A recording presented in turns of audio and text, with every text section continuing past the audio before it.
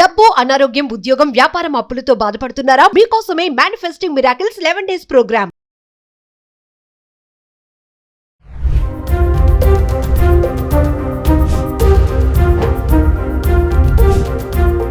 Hi hello నమస్తే, welcome back to Suman TV. ప్రస్తుతం మనతో పాటు ఉన్నారు consumer welfare committee chairman Mandari Krishnareddy గారు. నమస్తే సార్. నమస్తే అమ్మా. అంటే ట్రంప్ సుంకాలు ఈ రొయ్యల వ్యాపారం చేసే వాళ్ళ మీద కూడా పడింది అంటారు. ఖచ్చితంగా అసలు ఇంకొక నెల 2 నెలలు ఇదే పరిస్థితి కంటిన్యూ అయితే రొయ్యల వ్యాపారస్తులందరూ ఎక్స్పోర్ట్ అంతా మానేస్తారు, ఇంపోర్ట్ కూడా మానేస్తారు, పెంచడం మానేస్తారు. రొయ్యల చెరువులన్నీ కూడా ఎక్కడికక్కడ పాడుపడే పరిస్థితి ఏర్పడుతుంది. దాని మీద ఆధారపడ్డ లక్షలాది మంది జీవన భృతి కూడా చాలా కష్టమయ్యే పరిస్థితి ఏర్పడుతుంది. ఇవాళ ప్రపంచంలో నాకెందుకులే ఎక్కడో ఒక జరిగిన సంఘటన అనుకోవడానికి వీల్లేదు. ఇండైరెక్ట్ డైరెక్ట్ మన మీద కూడా పడుతుంది.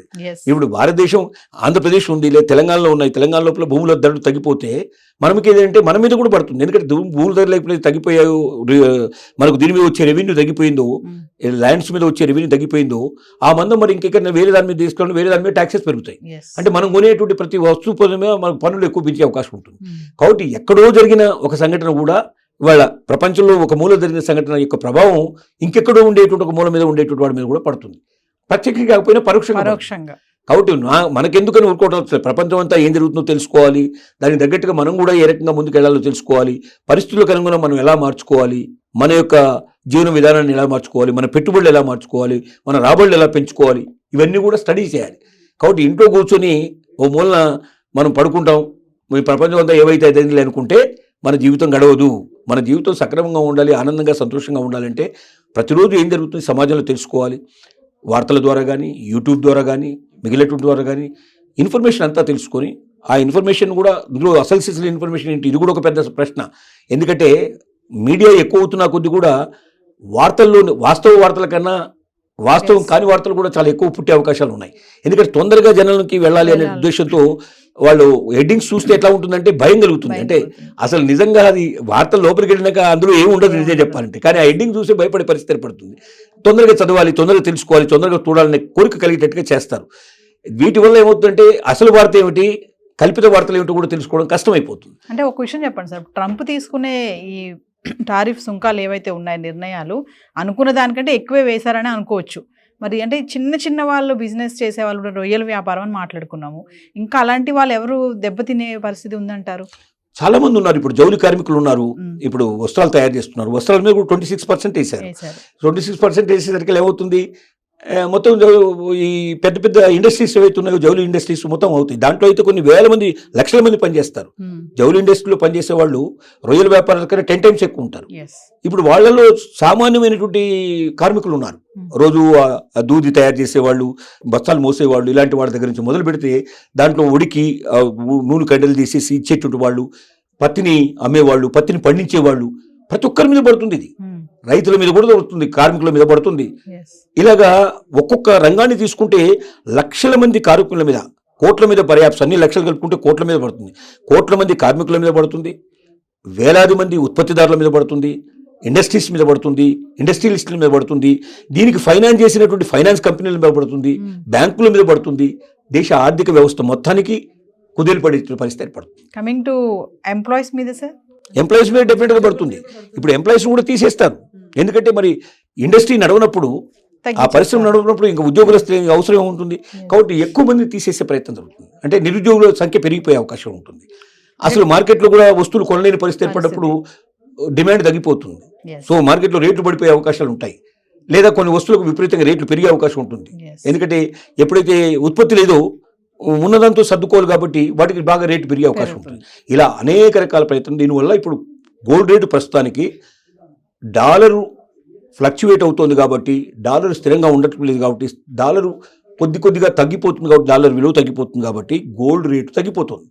మళ్ళీ డాలర్ ఇప్పుడు అంటున్నారు ట్రంప్లో మార్పు వస్తుందని, ట్రంప్ ఈ వారం 15 రోజులు ఒక డెసిషన్ తీసుకోవచ్చని, కొన్ని సుంకాలు రద్దు చేయొచ్చని, కొన్ని దేశాలను మినాయించవచ్చని రకరకాల వార్తలు వస్తున్నాయి. తనకు అర్థమైందని, ఎందుకంటే అమెరికన్లీ తనకు వ్యతిరేకంగా చాలామంది ఇప్పుడు ముందుకు వచ్చారని ప్రదర్శనలు ఇస్తున్నారు. మాకు ట్రంపే వద్దు మాకు అని దగ్గులు పెడుతున్నారు. ఇది ఇంకా కొంచెం పెరిగితే చివరికి మళ్ళీ వెనక్కి పిలిపించేటువంటి అక్కడ సిస్టమ్ కూడా ఉంది. మనలాగా మన దేశంలో లాగా ఎన్నికైన వాడు 5 ఏళ్ళు స్థిరంగా ఉండే అవకాశం లేదు. కావాలనుకుంటే ఎక్కువ మంది ప్రజలు ఒప్పుకుంటే తిరిగి మళ్ళీ ఎలక్షన్ పెట్టేసి పూర్తిగా ప్రెసిడెంట్ మార్చే అవకాశాలు కూడా ఉన్నాయి. ఎందుకంటే అక్కడ తెలివైన దేశం అది, చదువుకున్న దేశం కాబట్టి ఆ పరిస్థితులు ఉన్నాయి కాబట్టి ఆ స్థితి రాకుండా ఉండాలంటే ఇప్పుడే కళ్ళు తెరిచి కొంత మార్పు తీసుకొస్తాడు. ఇంత వ్యతిరేకత వస్తుందని తను అనుకోలే. తను ఏమనుకున్నాడంటే మనం భయపెట్టంగానే బదిలిపోయి అందరూ కూడా తగ్గించుకుంటారు వాళ్ళ రుణాలంటే, వాళ్ళు వేసినటువంటి అంటే వాళ్ళకి ఇప్పుడు మనకు దిగుమతి అవుతున్నటువంటి అమెరికా నుంచి వస్తున్న వస్తువుల మీద పన్నుల శాతం మనం తగ్గించడం వల్ల అమెరికా ఎక్కువ లాభపడుతుందని అనుకున్నాడు. కానీ అసలు మేము దీనికన్నా రెండింతలు ఎక్కువ సుంకం వేస్తామని చెప్పి చైనా కానీ ఇంకా కొన్ని దేశాలు కానీ ముందుకు వచ్చాయి. నువ్వు 26%, 30% వేసావు, 50% వేస్తావు, నువ్వు వేసిన దానికి డబుల్ వేస్తావు, నీ దగ్గర నుంచి మా దగ్గరకు వచ్చే వస్తువుల మీద బెదిరిస్తున్నారు. సో ఇలాంటి పరిస్థితి ఏర్పడుతుందని అనుకోలేదు. ఇప్పటికే సూపర్ మార్కెట్లో ఉండే వస్తువులని కొనేశారు అమెరికన్స్ అంతా. ఎందుకంటే అక్కడ నెక్స్ట్ ఇంకా దొరికే అవకాశాలు కనపట్టలేదు, పాల ఉత్పత్తులు దొరికే అవకాశాలు కనపట్టలేదు. ఏ వస్తువులకైతే విపరీతంగా రేట్లు పెరిగిపోయే పరిస్థితి ఏర్పడుతుందో ఆ వస్తువులన్నీ కూడా కొనేసేసి కంప్లీట్ చేశారు. ఇంకా కొత్త వస్తువులు పోయే పరిస్థితి లేదు. ఫార్మా మీద పెద్ద ఎఫెక్ట్ పడే అవకాశం ఉంది. ఎందుకంటే భారతదేశం నుంచి ప్రధానంగా ఫార్మా వెళ్తాయి. ఫార్మాలో పనిచేసేటువంటి కార్మికులు కొన్ని లక్షల మంది ఉన్నారు. సో ఇలాంటి ప్రతి వార్డు మీద ఈ ఎఫెక్ట్ పడే అవకాశం ఉంది. కాబట్టి గోల్డ్ రేటు తాత్కాలికంగా తగ్గిందంటే డాలర్ విలువ తగ్గింది కాబట్టి మాత్రమే. అంటే డాలర్ మీద ఆధారపడి ఉంటుంది, అలాగే మనకు స్టాక్ మార్కెట్ మీద ఆధారపడి ఉంటుంది, భూములకు సంబంధించిన స్థిరాస్తులు కొనేటువంటి దాని మీద ఆధారపడి ఉంటుంది. ఇప్పుడు స్థిరాస్తి స్టాక్ మార్కెట్ రెండు ఫ్లక్చువేట్లో ఉన్నాయి. ఇక మనకు డాలర్ కూడా ఇప్పుడు ఫ్లక్చువేషన్లోకి వచ్చేసింది. డాలర్ ఫ్లక్చువేషన్ వల్ల ఇప్పుడు మనకు పతనం అయ్యే పరిస్థితి ఏర్పడుతుంది. లేకపోతే డాలర్ స్థిరంగా ఉంటే మాత్రం 1,00,000 దాటిపోయింది, ఇప్పటికే దాటిపోయేది 1,25,000 దాకా పోయినా మనం ఆశ్చర్యపడాల్సిన అవసరం లేదు. కానీ నేను ఎప్పుడు చెప్తున్నది ఒకటే, వాన రాకడా, పాలన పోకడా, గోల్డ్ ధర, ఈ మూడింటిని నిర్వచించడం అనేది ఎవరి వల్ల కాదు. సరే వాతావరణ సంకేతాలు వచ్చినాయి కాబట్టి కనీసం వాన ఎప్పుడు వస్తుందో ముందుగా చెప్పగలిగే పరిస్థితి ఉండొచ్చు.